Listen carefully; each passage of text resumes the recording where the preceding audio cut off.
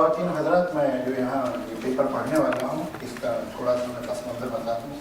ये कोई 2 साल पहले जामा मिलिया इस्लामिया दिल्ली में मुशीरुल हसन साहब वाइस चांसलर होते थे और उन्होंने मुझे हुक्म दिया था कि एक पेपर वहाँ यूनिवर्सिटी में तरक्की पसंद तहरीक की क्या आगाज़ है, क्या उसका सफ़र रहा है, उसके बारे में पढ़ूँ। अब ये पेपर मैं बहुत लंबा है और मुंतज़मीन ने अपने हाथों से पेपर अपने पैरों पर मारा है। मुझे मैंने बताया कि बहुत तवील है, तो उन्होंने कहा कुछ कम कर दीजिएगा। मैंने कुछ कम करने की कोशिश की है, लेकिन हाथी अगर डाइटिंग भी करे तो कितना दूर होगा।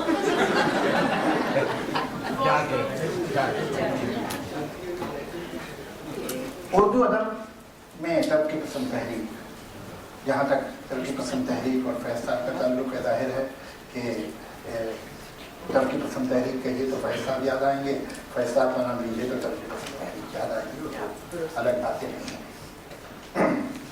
अंजुमन तरक्की पसंद मुसन्निफ़ीन, ये 4 लफ्ज़ सुनते ही ज़हन के उफ़क़ पे कितने ही नामों के सितारे जगमगा उठते हैं। फैज़ अहमद फैज़, मजाज, कृष्णचंद्र, सरदार जाफरी, मखदूम, इस्मत चुगताई, साहिर, कैफी, जामिसार अख्तर, रानी सिंह बेदी और मजरू, और ऐसे ही कितने नामों का सिलसिला है जो कहकशम की तरह यादों के आसमान पर नमदार होता है। और हम हैरान रह जाते हैं कि बकौल शायद एक ज़माना था कि सब एक जगह रहते थे। क्या क्या याद आ जाता है, कितनी नज़मों के उन्वान, कितने गज़लों के अशार, कितने अफसानों के किरदार ज़हन दिल को घेर लेते हैं, कैसी कैसी तस्वीरें बनती हैं।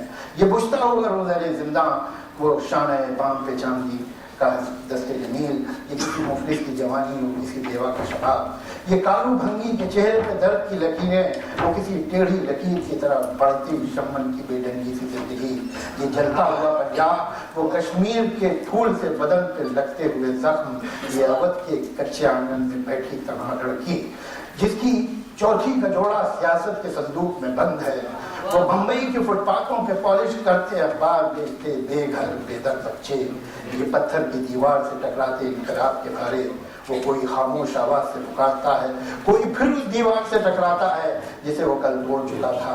कहीं शहीदों के जिस्म मोम की तरह पिघल रहे हैं, कहीं ताजमहल को वहां से कोई देख रहा है जिसमें जहां से किसी ने न देखा था, कोई अकेला ही जानिब मंदिर चला है। इस अंजुमन इस तहरीक के बारे में सोचना तो होगा, कौन लोग इससे मुंसलिक थे, वो क्या करना चाहते थे, वो क्या कर सके, वो कहाँ और कितने कामयाब हुए, वो कहाँ और क्यों नाकाम हुए, सोचना तो होगा।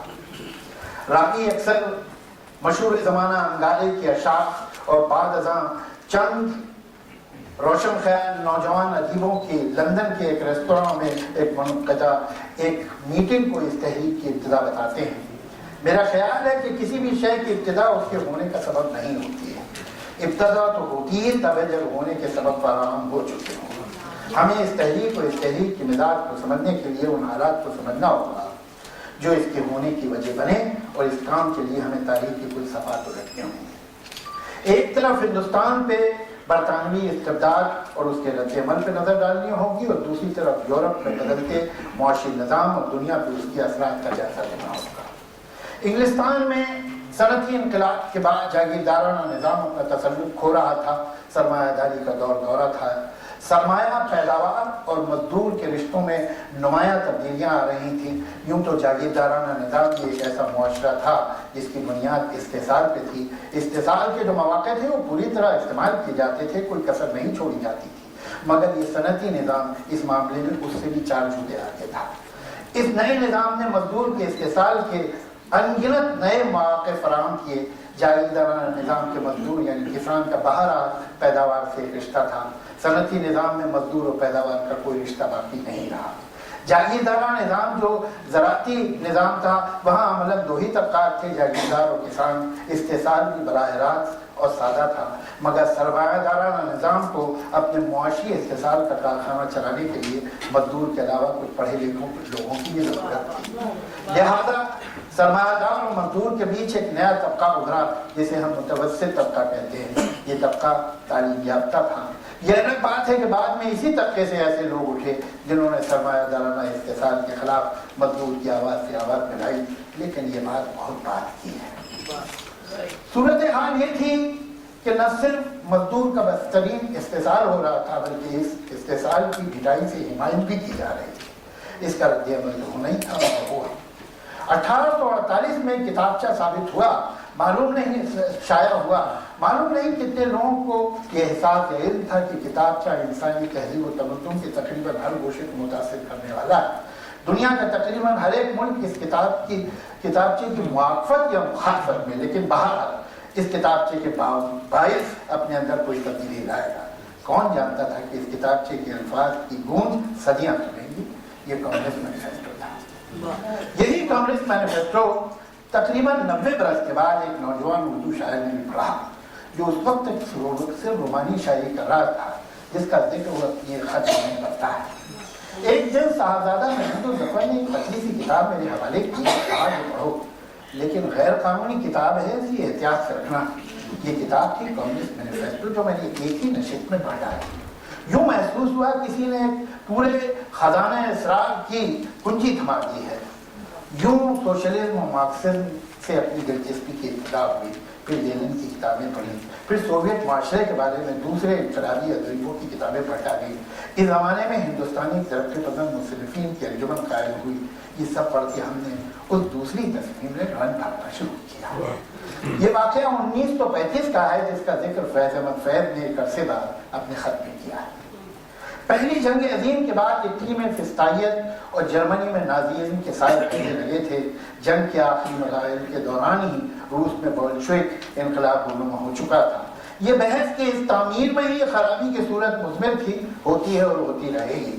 اس سلسلے میں مختلف نقطۂ نظر ممکن ہیں، لیکن بہر صورت اس حقیقت سے کوئی انکار نہیں کر سکتا کہ انقلاب روس کے باعث دنیا کے تمام مزدوروں، قدیدستوں اور سامراج کے شکنجے میں جکڑے مجبور، دبے کچلے سسکتے لوگوں کو ایک نیا حوصلہ ملا، نئے خواب دیکھنے کی جرأت ملی۔ زندگی کو بہتر بنانے کا مثبت جذبہ ایک قلاور شجر کے مانند بلند سے بلند تر ہو رہا تھا اور اس کی شاخوں سے نئی شاخیں پھوٹ رہی تھی۔ ترقی پسند تحریک بھی ایک ایسی ہی شاخ کا نام ہے۔ خواتین و حضرات، ترقی پسند تحریک کا یہ بین الاقوامی پس منظر انتہائی اہم ہے، لیکن پس منظر مکمل تسلیم نہیں ہوتے ہیں۔ ہم ہندوستانی ترقی پسند تحریک کو اس کی زمین کے تاریخی، سماجی، سیاسی اور معاشی سیاق و سباق میں رکھے بغیر پوری طرح نہیں پہنچ سکیں گے۔ ہندوستان پہ برطانوی تسلط کے سبب ہندوستانی دانشوروں اور مصلحین قوم نے دو مختلف، بلکہ یوں کہیے کہ دو متضاد نظریات کو اپنایا۔ ایک نظریہ تو وہ تھا جس کے دائی راجہ رام موہن رائے، جو کہ بھپا پھلے اور بعد کے مصلحین تھے، یہ لوگ انگریزی تعلیم کے پرزور حمایت میں تھے۔ یہ ایک بات واضح کر دینا بہت ضروری ہے کہ راجہ رام موہن رائے نے انگریزی تعلیم کی بات اس وقت کی تھی جب انگریزی حکمرانوں سے اس کے بارے میں سوچا تک نہیں تھا۔ لارڈ میکالے کی دستور زمانہ منٹس آف ایجوکیشن راجہ رام موہن رائے کے انتقال کے 2 برس بعد یعنی 1835 میں شائع ہوئی۔ راجہ رام موہن رائے اور میکالے کی نیت میں زمین آسمان کا فرق تھا۔ راجہ رام موہن رائے انگریزی تعلیم کے ذریعے ایک سائنٹیفک اور معروضی طرز فکر رائج کرنے اور مذہبی توہم پرستی اور دوسری سماجی برائیوں کو مٹانے کی کوشش میں تھے، جبکہ میکالے انگریزی تعلیم سے ایک متوسط طبقے کا فروغ چاہتا تھا جو حکمرانوں کی مشین کا پرزہ بن سکے۔ یہ بات بھی قابل غور ہے کہ راجہ رام موہن رائے نے 19ویں صدی کے آغاز میں ہی جدید انگریزی تعلیم کی کوشش کر دی تھی، جبکہ مسلمانوں میں اس کا خیال 1857 تک نہیں آیا۔ 1857 کے بعد ہی سر سید اور کے رفقا کی علی گڑھ تحریک میں اس راستے پہ گامزن ہوئی۔ مسلمانوں میں بھی احیا پسندوں کا مرتبہ فکر موجود تھا، جس کی ابتدا تو وہابی تحریک سے ہوئی چکی تھی۔ سر سید اور ان کے رفقا کی پرزور مخالفت ہوئی۔ ان کے ہمسروں میں اکبر الہ آبادی نے بھی اکثر اپنے تنزیہ اشعار کا نشانہ بنایا۔ کیا جانیے سید تھے حق آگاہ کہاں تک، سمجھے نہ کہ سیدھی ہے میری راہ کہاں تک۔ اکبر الہ آبادی کا ایک مشہور قطع ہے جو انہوں نے اپنے بیٹے عشرت کے لیے لکھا ہے۔ عشرتی گھر کی محبت کا مزہ بھول گئے، کھا کے لندن کی ہوا عہد وفا بھول گئے۔ پہنچے ہوٹل میں تو پھر عید کی پرواہ نہ رہی، کیک کو کھا کے سوئیوں کا مزہ بھول گئے۔ پھر موقع نہ ملے یہاں ایک سوال پوچھتا چلوں جو میرے ذہن میں ایک عرصے سے ہے، اس کا جواب آپ بھی سوچیے گا۔ وہ اکبر الہٰبادی جو مغربی تعلیم کو اتنے شک اور اتنی حقارت آمیز نظروں سے دیکھتے تھے، ان کا لاڈلا عشرتی لندن کی ہوا کیسے کھا رہا تھا، جہاں وہ کیک چک چک کے سیویوں کا مذاق اڑ رہا تھا۔ آخر اکبر الہٰبادی کا بیٹا لندن پہنچا کیسے، انہوں نے جانے کیوں دیا؟ خواتین و حضرات، یہ ایک اکبر الہٰبادی کی بات نہیں ہے، یہ دو رخی رویہ لوگوں میں آج بھی پایا جاتا ہے۔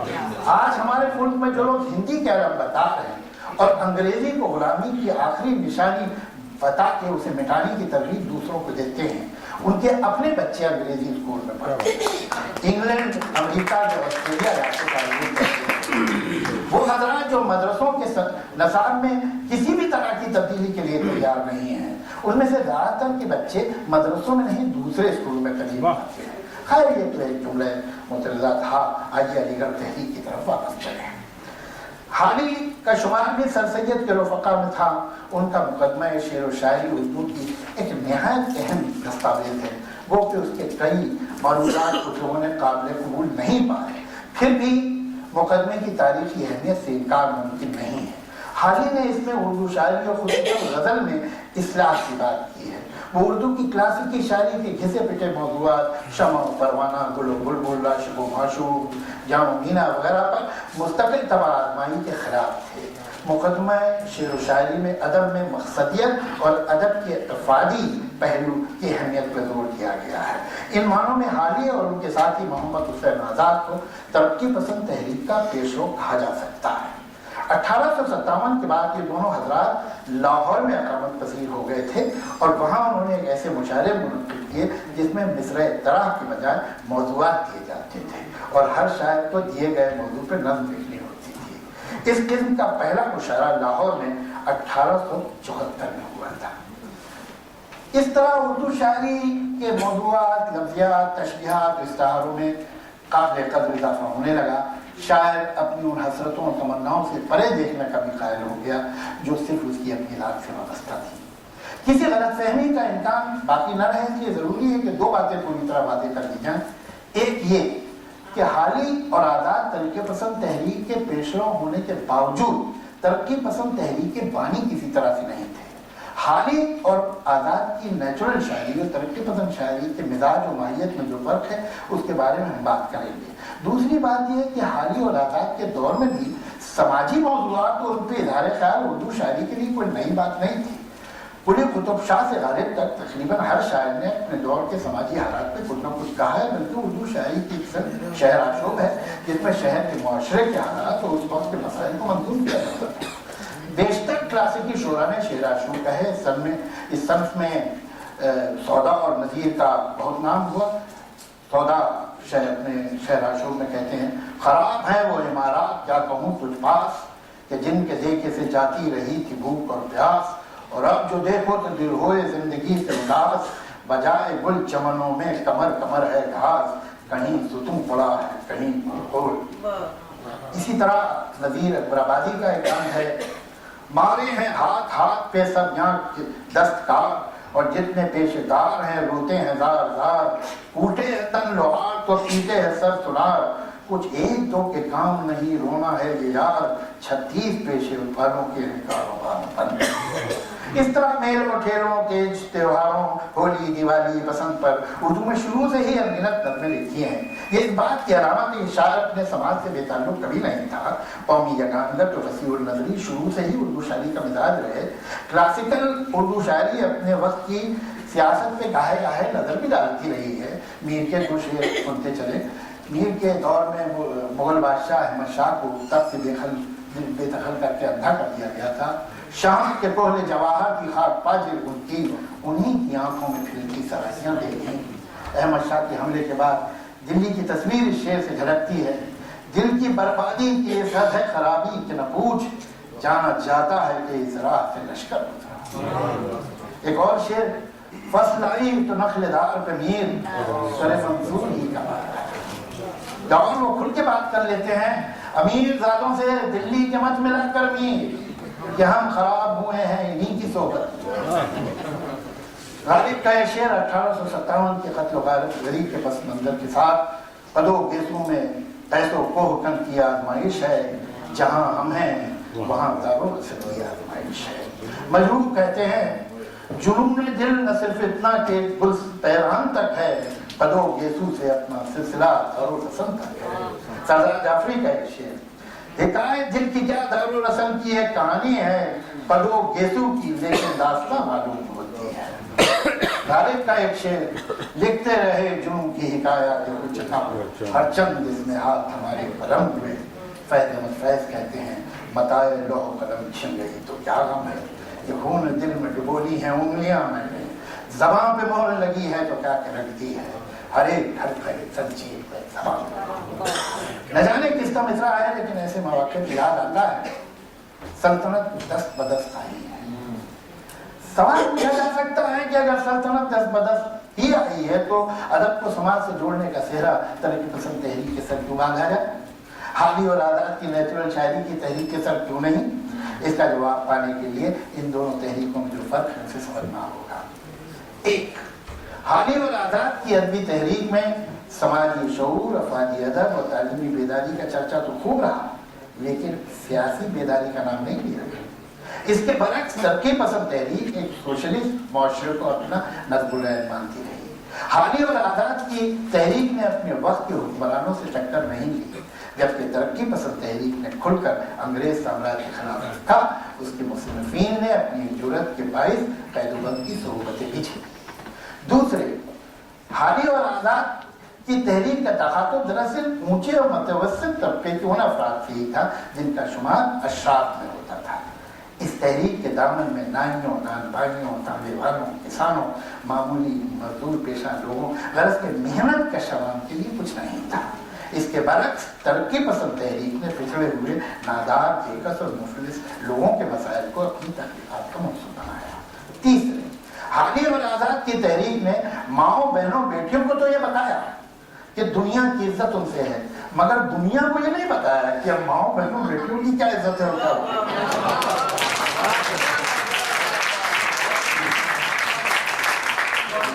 वो इज्जत जो बगैर हुकूक के दी जाए, वो इज्जत तो बस नाम ही की होती है।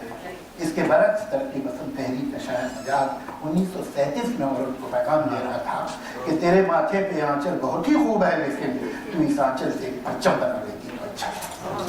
कुछ अर्से बाद तरक्की पसंद तहरीक के दूसरे नौजवान शायर कैफी ने औरत को यूं मुखातिब किया, नब्ज़े हस्ती का लहू कांपते आंसू में नहीं, उड़ने खुले में है लिखत हमें केसू में नहीं, जन्नत एक और है जो मर्द के पहलू में नहीं, उसकी आजाद रविश पर भी मचलना है तुझे, उठ मेरी जान मेरे साथ।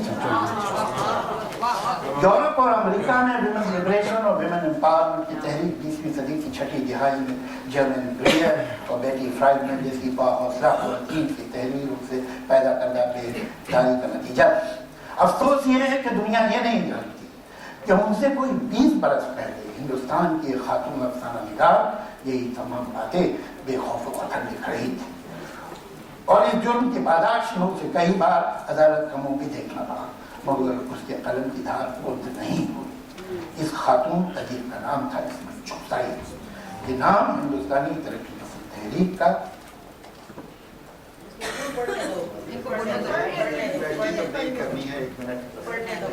ठीक है, ये नाम हिंदुस्तानी तरक्की पसंद तहरीक का एक मजबूत सतून। अब बैटरी तो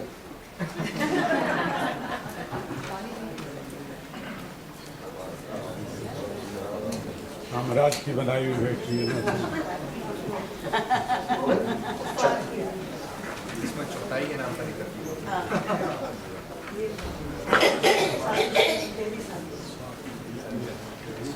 इन बताया कि रोशनी में नेचुरल शायरी की तहरीक और तरक्की पसंद तहरीक का फर्क वाज़ेह हो जाता है। 24 नवंबर 1934 की शाम चंद नौजवान मुसन्निफीन और दानिश्वर लंदन के एक रेस्तरां में मिले। इस मीटिंग में एक दस्तावेज पर गौर किया जाना था जिसे सज्जाद दहील ने तैयार किया था। इसका मकसद हिंदुस्तानी ज़बानों के अदब को नए मौज़ूआत और नई जमालियात से आशना कराना था। इसमें जो अफराद शामिल थे उनमें से बाद में मुख्तलिफ ज़बानों के इंतहाई अहम अदीब बन के उभरे। सज्जाद दहील के अलावा ज्योतिर्मय घोष, मुल्क राजानंद और मोहम्मद दीन तासीम भी वहाँ थे, जो बिलतरतीब बंगला, अंग्रेज़ी और उर्दू के मोतबर मुसन्निफीन की हैसियत से जाने गए। मीटिंग में तय पाया कि कुल हिंद तरक्की पसंद मुसन्निफीन के नाम से एक अंजुमन की तश्कील की जाए। इस अमली शक्ल देने की जिम्मेदारी सज्जाद ज़हीर को दी गई। 1935 के वक्त तक तहरीक का मैनिफेस्टो तैयार कर लिया गया, जिसे लेकर सज्जाद ज़हीर हिंदुस्तान आए और हिंदुस्तान के अहम मुसन्निफीन की राय जानने की खातिर ये मैनिफेस्टो उनके सामने रखा गया। मुंशी प्रेमचंद जैसे उर्दू हिंदी के सफ़े अव्वल के अदीब ने न सिर्फ उसकी सताइश की बल्कि उसका हिंदी तर्जुमा अपने रिसाले हंस में छापा था। अंजुमन तरक्की पसंद मुसन्निफीन की पहली कांग्रेस 13 अप्रैल 1936 को लखनऊ में हुई और इसमें ऐलाननामे की मंजूरी दी गई। इस ऐलाननामे में एक जगह इन अल्फाज में हिंदुस्तानी अदीबों की समाजी जिम्मेदारी पर रोशनी डाली गई। हिंदुस्तानी अदीबों का फर्ज है कि वह हिंदुस्तानी जिंदगी में रूनुमा होने वाली तब्दीलियों का भरपूर इज़हार करें। अदब में साइंसी अक़लियत को फ़रोग़ देते हुए इस किस्म के अंदाज़ तनकीद को रवाज दें जिससे ख़ानदान, मजहब, जिन्स, जंग और समाज के बारे में रजत पसंदी और माजी परस्ती के ख़यालात की रोकथाम की जा सके। उनका फ़र्ज़ है कि वह ऐसे रुझानात की नशोनुमा को रोकें जो फ़िरक़ा परस्ती, नस्ली तअस्सुब और इंसानी इस्तेसाल की हिमायत करते हैं। मुंशी प्रेमचंद ने इस कॉन्फ्रेंस की सदारत की थी। अपने खुतबे सदारत में उन्होंने ये भी कहा, अदब महज बहलाव की चीज़ नहीं है, दिल बहलाव के सिवा इसका और भी कुछ मकसद है। अब वो सिर्फ आशिकी और इश्क की रात नहीं रखता बल्कि हयात के मसाइल पे भी गौर करता है। प्रेमचंद के इस खुतबे के बेशतर मरूज़ात हमेशा के लिए तरक्की पसंद की खुसूसियात रहे। इस खुतबे सदारत में जहाँ अदब को ज़िंदगी की सच्चाई को जोड़ने और उनका इज़हार करने पर जोर दिया गया था, वहीं हुस्न का म्यार तब्दील करने की बात की गई। एक तरक्की पसंद फनकार अपनी महबूबा की मदद सराई के अलावा एक दौड़ती, भागती, गिरती, संभलती, मेहनत करती ज़िंदगी के दूसरे रूप पर भी नजर करता है, उसे अपनी तहक़ीक़ात में उजागर करता है। प्रेमचंद के इस नुक्ते का बेहतरीन शेरी इज़हार फैज़ अहमद फैज़ की मकबूल नज़्म में क्यों होता है। मैंने समझा था कि तू है तो दरख्शां है यार, तेरा गम है तो हमें दहन का झगड़ा क्या है, तेरी सूरत है से है आलम में बहारों का सवाल, तेरी आंखों के सिवा दुनिया में रखा क्या है। महबूबा के हुस्न की सनाख्वाही के बाद शायर की नज़र उन अनगिनत सदियों के तारीख पहिना माना तिलिस्म की तरफ जाती है जो कूचो बाजार में बिकते हुए जिस्म को भी देखता है। खाक में बिखरे हुए और खून में नहला हुए ये जिस्म से मुतासिर करते हैं और वो कहता है लौट जाती है घर को भी नजर क्या कीजिए, अब भी दिलकश है तेरा हुस्न मगर क्या कीजिए, और भी हमें ज़माने में मोहब्बत के सिवा राहत के और भी है नस्ल की राहत। तरक्की पसंद तहरीक के कुछ ऐसे मुखालिफिन भी हुए हैं जिनका कहना है कि ये सिर्फ कम्युनिस्ट पार्टी से मुंसलिक शोरा और अदबा की तहरीक थी। तहरीक की क्या थी? दरअसल ये कम्युनिस्ट पार्टी की प्रोपेगेंडा मशीनरी का ही एक हिस्सा थी, न इससे ज़्यादा न इससे कम। तरक्की पसंद तहरीक के बारे में इस तरह की राय बनाने के लिए आदमी में कम से कम एक कमी होनी चाहिए, या तो इल्म की या ईमानदारी की। और अगर खुशकिस्मती से दोनों हो तो आदमी तय है पूरी मजबूती से गलत राय पे काम रह सकता है। इसमें शक नहीं कि सज्जाद ज़हीर के साथ उनके जिन रोकथाम है अदब का रिश्ता समाजी मसाइल और खुसूसन पसमानदा और कमजोर तबकात से उसवार और मजबूत करने की बात की थी। उनमें से कई कम्युनिस्ट पार्टी से मुंसलिक थे। कम्युनिस्ट होना ना कोई जुर्म है ना कोई ऐब, लेकिन ये भी हकीकत है कि कई ऐसे भी थे जिनका कम्युनिस्ट पार्टी से कोई ताल्लुक नहीं था। खुद मुंशी प्रेमचंद नजरियाती लिहाज से गांधीवादी थे। तरक्की पसंद तहरीक की पहली कॉन्फ्रेंस में उनका सदराती खुतबा एक इंतहाई अहम दस्तावेज है। इस गैर कम्युनिस्ट अदीब के खुतबे ने बड़ी हद तक तरक्की पसंद तहरीक की गरज वक़ायत ज़मान उसलूब की समत को मुतय्यन किया। इस तहरीक को गुरुदेव देवानंद रविंद्रनाथ टैगोर का भी आशीर्वाद हासिल था। इस अंजुमन तरक्की पसंद मुसन्निफीन को उन्होंने अपना पैगाम भेजा था। मेरा ख्याल इस बात से कोई इनकार नहीं करेगा कि टैगोर सियासी पार्टियों से बुलंदतर है। हसरत मोहानी कांग्रेस के एक सरगर्म रुकन, जेल भी गए, चक्की भी पीसी, तरक्की पसंद तहरीक के हामी थे। फरमाते हैं न सरमायादारों की नखवत रहेगी, न हुक्काम का जोर भेजा रहेगा, ज़माना वो जल्द आने वाला है जिसमें किसी का न मेहनत का दावा रहेगा। टैगोर, हसरत मोहानी, प्रेमचंद के अलावा भी तरक्की पसंद तहरीक की हिमायत ऐसे अनगिनत अदीबों और दानिशवरों ने की है जो कम्युनिस्ट नहीं थे। पंडित जवाहरलाल नेहरू, मौलवी अब्दुल हक, जोश मलिया आबादी, फिराक ढोलकपुरी, अजीज अहमद, हयातुल्लाह अंसारी, अहमद नदीम कासमी, तेलुगु के शायर सिरी सिरी, गुजराती शायर उमर शंकर जोशी, पंजाबी शायर गुरबख्श सिंह, मराठी शायर अन्ना भाऊ साठे तरक्की पसंद तहरीक के ज़बरदस्त हामी थे और उनके सियासी नज़रियात कम्युनिस्टों से मुख्तलिफ थे।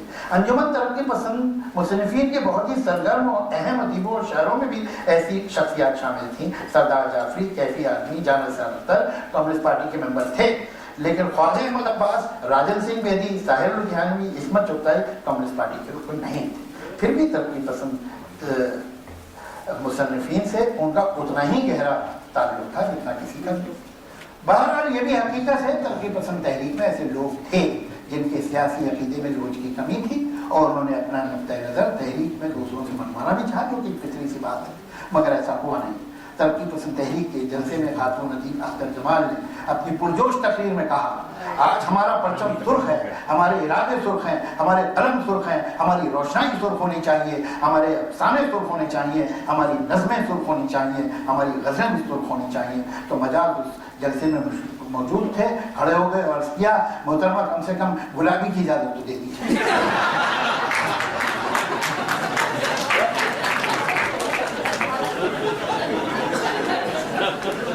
मुझे मालूम नहीं कि मोहतरमा ने इजाज़त दी कि नहीं दी, लेकिन तरक्की पसंद तहरीक में जहाँ सुर्ख लगा था वहाँ हल्के गहरे गुलाबी बहुत से शेर, नियाज हैदर और फैज, मजाज और कैफी, जानसार अख्तर और मजरूह, मखदूम और साहिर, इन सब की शायरी को यकरंगी नहीं कहा जा सकता।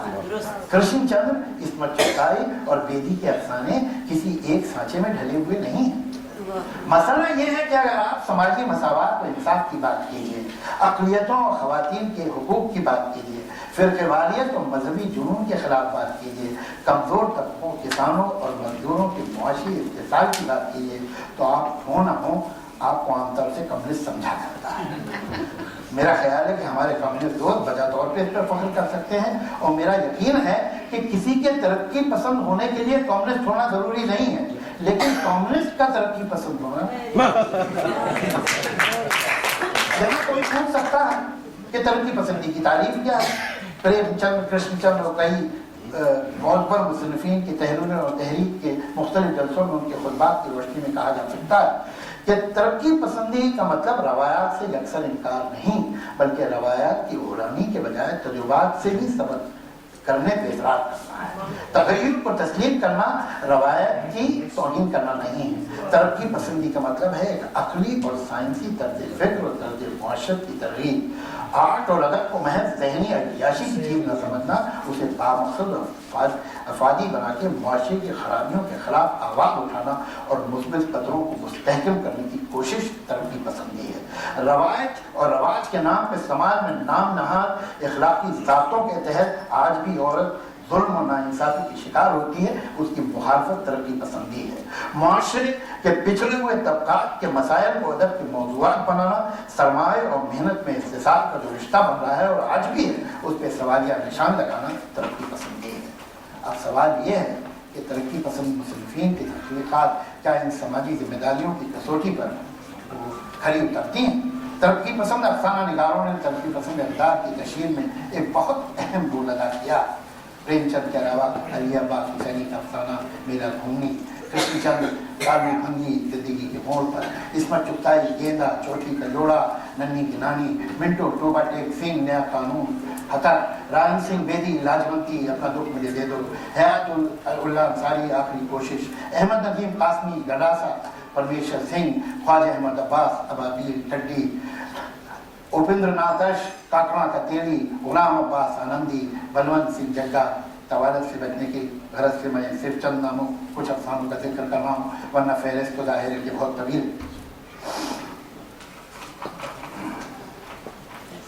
मैं पूरे यकीन से कह सकता हूँ कि आज भी हिंदुस्तान में न जाने कितने लोग हैं जिनके दिलों में तबकाती कश्मकश, मुआशी इस्तिसाल और समाज में अदम मसावत के तहीं जो खलिश है, वो किसी सियासतदान की तकदीर से नहीं है, तकरीर से नहीं है, किसी माहिर इक़्तिसादियात के मज़मून से नहीं है, किसी समाजियात के आलिम के मकाले का नतीजा नहीं है, बल्कि इन तरक्की पसंद अफसानों की देन है। जिन्होंने अपने पारी को समाजी तौर किया। लाइट चला गया जो गिरा दिया तुमने। चलो ठीक है। तक़सीम हिंद के बाद होने वाले हौलनाक फसादात के बारे में जो अनगिनत अफसाने और नावल मिंटो, कृष्णचंद्र, रामानंद सागर और मुतअद्दिद तरक्की पसंद अदीबों ने लिखे वो आज भी ज़मीन को झंझोड़ देते हैं। यहाँ मैं कृष्णचंद्र के एक नावल गद्दार का जिक्र करना चाहूँगा, जिसमें नावल का मरकज़ी किरदार दीनानाथ लाहौर के करीब एक गाँव के हिंदू ज़मींदार घराने का फर्द है जिसकी हवेली चला दी जाती है। सारा खानदान कत्ल हो जाता है और वो किसी तरह अपनी जान बचाकर भागता है। रास्ते में तशद्दुद और बर्बरियत के दिलसोज मनाजिर देखता हुआ किसी तरह अमृतसर पहुँचता है। वहाँ भी वही आलम है, इंसानियत उसी तरह कत्ल हो रही है। इस कत्ल वारत गरी से घबरा के दीनानाथ सोचता है कि इंसान अपनी तहजीब पे बड़ा नाज करता है। वह इंसानी तहजीब आज की एक झिल्ली की तरह है और तारीख के नाखून की एक हल्की सी खराश से वो झिल्ली चाक हो गई है और अंदर से हजारों साल पुराना जंगल निकला है। नावल के आखिर में दीनानाथ रात के वक्त अकेला उस मैदान में खड़ा है जहाँ दिन में मुसलमानों के काफिले को कत्ल किया गया था। मैदान में लाशें।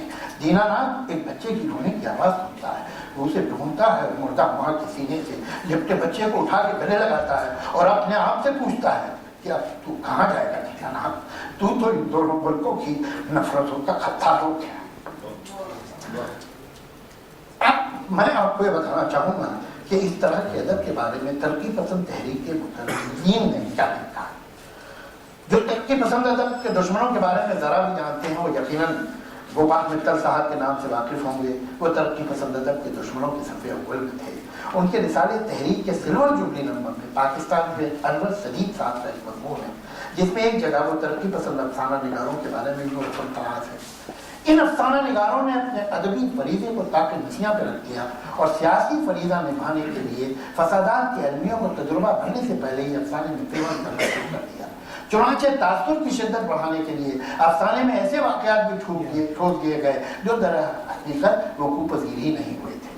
अनवर सदीद साहब मिलते तो उनसे पूछता कि 1947 की बर्बरियत और हैवानियत के कहाँ गुंजाइश छोड़ी थी कि कोई तासुर की शिद्दत बढ़ाने के लिए किसी मुबालगे की जरूरत है। आगे लिखते हैं, तरक्की पसंद अफसाना निगारों ने फसादात को शऊरी तौर सतह पर बरतने की कोशिश की और यूँ गैर जानिबदारी का तासुर देने के बावजूद उनकी रियाकारी, जानिबदारी और सियासत पसंदी छुप कर सकी। ये तजिया खुद कितना गैर जानिबदार है आप समझ रहे हैं, इस बारे में मुझे एक लफ्ज़ भी कहने की जरूरत महसूस नहीं होती।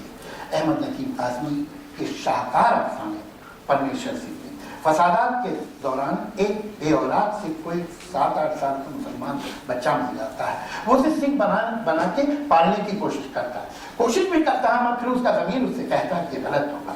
बच्चे को वापस उसके खानदान तक पहुंचाने के लिए सरहद तक जाता है। बच्चा तो सरहद पार चला जाता है मगर बॉर्डर पुलिस परमेश्वर सिंह को गोली मार देती है।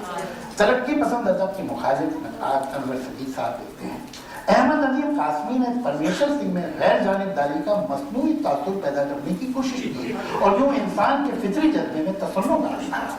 यानी अनवर सदीद साहब के नज़दीक अगर परमेश्वर सिंह उस बच्चे का कत्ल या तब्दीली मजहब कर ही देता तो ये फितरी बात होती, और अगर अफसाना निगाह ये कहता है कि परमेश्वर बच्चे को उसके घर वालों तक पहुंचाने की कोशिश करता है तो ये नाकाबिल यकीन है, इसलिए कि ऐसा कोई काम इंसानी फितरत के खिलाफ है।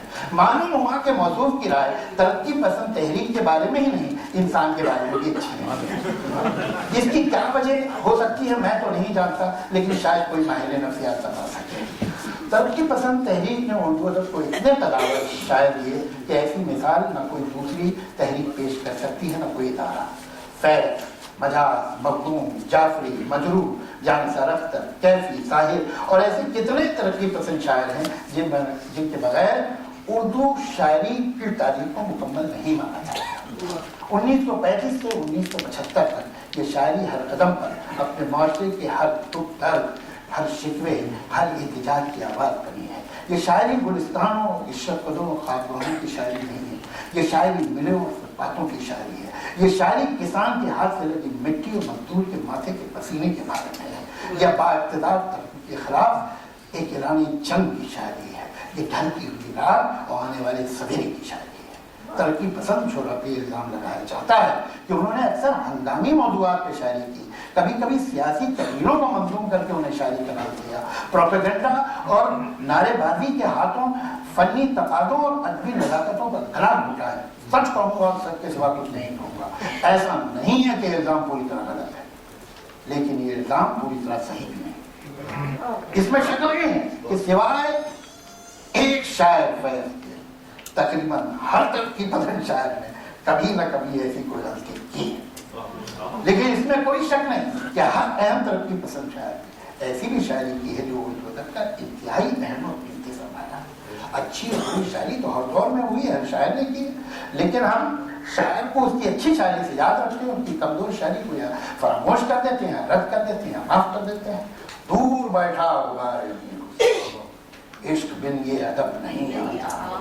इसी खुदाए सुखन मीर ने ये शेर भी तो कहा है, सुना जाता है घटिए तेरे मजलिस नशीनों से कि तू दारू पिए है रात को मिलकर कमीनों से। मीर क्या सादे हैं बीमार हुए जिसके सबब, इसका दूसरा मिसरा तो शरीफों में बताया। लेकिन हम मीर के बड़े सार हैं, इसलिए कि उन्होंने कहा है चश्मे बस्ता से कल रात हम तो समझे थे कि मीर आप गालिब की अजमत का अंदाजा पढ़ते हुए खुद से है शबनम को बना की तालीम मैं भी हुए किनारे की नजर होने तक से लगाएंगे। एक शेर से कि धौल दप्पा उस सरापा नाश का शिवर। हम ही कल बैठे थे गालिब पेश करती एक दिन, जिस गालिब ने कहा है लताफत बेकसाफत जलवा पैदा कर नहीं सकती, चमन जंगार है आईना है बादे बहारी का। उसने ये भी तो कहा है असद खुशी से मेरे हाथ पांव फूल गए, कहा जो उसने जरा मेरे पांव दाबते दे। वो मतलब इस पर ये इल्जाम लगता है कि उसका ये शेर है अमन का झंडा इस धरती पे किसने कहा लहराने न पाए, ये भी कोई हिटलर का है चेला मार दे साथी जाने न पाए। इसी मजबूर ने ये तरक्की पसंद अशारी तो कहें एक जिंदा से परे रंगे चमन जोश रक्स करना है तो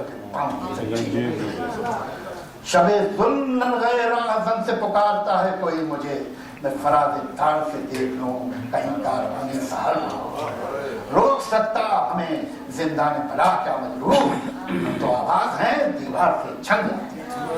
सरदार जाफरी जिन पर ये इंतहाई मुबालगा अमेज इल्जाम लगता है तो उन्होंने सिर्फ स्टालिन रूस के कसीदे लिखे हैं, हम उनकी ऐसे नज़में कैसे भुला सकते हैं जैसे कि सफेद आटा स्याह चक्की से रात बनकर निकल रहा है, सुनहरे चूल्हों में आग के फूल खिल रहे हैं, पतीलियां गुनगुना रही हैं, धुएं से काले तवे की चिंगारियों के होठों से हंस रहे हैं, दुपट्टे आंगन में डोरियों पर टंगे हुए हैं और उनके आंचल से धानी बूंदें टपक रही हैं, सुनहरी पगडंडियों के दिल पर स्याह लहंगों की सौ कोटे मचल रही हैं। ये सादगी किस कदर हंसी है। तरक्की पसंद तहरीक के हर शायर ने कुछ ऐसी नज़में कुछ ऐसे शेर उर्दू को दिए हैं जो उर्दू की शाहकार का हिस्सा हैं। फैज की हम जो तारीख राहों में मारे गए, तन्हाई मखदूम की चांद तारों का बन अंधेरा, मजाज की आवारा और ख्वाब सहर, साहिब की ताजमहल और पछानियाँ, जासूस की मेरा सफ़र और पत्थर की दीवार, जानिसार अख्तर की खाके दिल और आंसी की मुलाकात, वामिन की मीना बाजार और ज़मीन, कैफी की इब्न मरियम और औरत, जज्बी की मौत और उनके और मजरूम के अनगिनत अशार जो ज़रबुल मसल बन चुके हैं। इन तमाम शुरा की शायरी इंसान से मोहब्बत और मुस्तक़बिल पे यकीन की शायरी है, जिंदगी की अजमत की शायरी है। यहाँ मुझे जानिसार अख्तर के कुछ मिसरे याद आते हैं। जीने की हर तरह से तमन्ना हसीन है, हर शक के बावजूद ये दुनिया हसीन है, दरिया का तुंद बाढ़ भयानक सही मगर तूफान से खेलता हुआ तिनका हसीन है, सहरा का हर सुकून डराता रहे तो क्या, जंगल को काटता हुआ रास्ता दिल को हिलाए लाख घटाओं की गंगरज, मिट्टी पे जो गिरा है वो कतरा हसीन है, दहशत दिला रही है चटाने तो क्या हुआ, पत्थर में जो सनम है वो कितना हसीन है। तमाम तरक्की पसंद शोहरा का एक दूसरे पे रंग मिजाज लहजा अलग है, मगर उन सब की शायरी का इंतसाब वही जो फैज की शायरी का है। आज के नाम और आज के हम के नाम, आज का रंग के है जिंदगी के भरे पुस्ता से वफा, दर्द पत्तों का बन, दर्द पत्तों का बन जो मेरा देश है, दर्द की अंजुमन जो मेरा देश है, कलरकों की अफसरदा जानों के नाम, गिरम कुर्दा दिलों और जबानों के नाम, पोस्टमैनों के नाम, ताने वालों के नाम, बेतानों के नाम। इस नज़्म का एक एक लफ्ज़ एक एक हर्फ इंसान दोस्ती और दर्दमंदी से लबरेज है। 100 बातों की एक बात तरक्की पसंद अदब के बारे में मजाज के अल्फाज में ये है कि ज़हन इंसानी ने अब अवाम के जुल्मात में ज़िंदगी की सख्त तूफ़ानी अंधेरी रात में कुछ नहीं तो कम से कम वहाँ साहब देखा तो है, जिस तरफ देखा ना था उधर देखा तो है। और कौन है जो इतना दावा भी कर सके? शुक्रिया।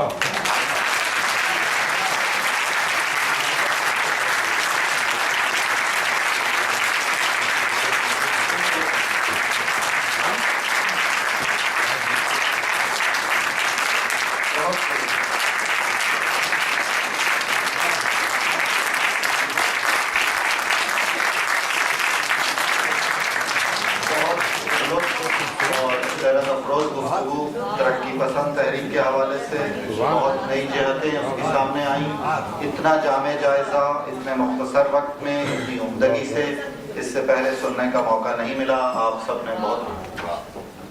सब लुत्फ़अंदोज़ हुए। मैं ममनून हूँ जनाब जावेद अख्तर का। अब मैं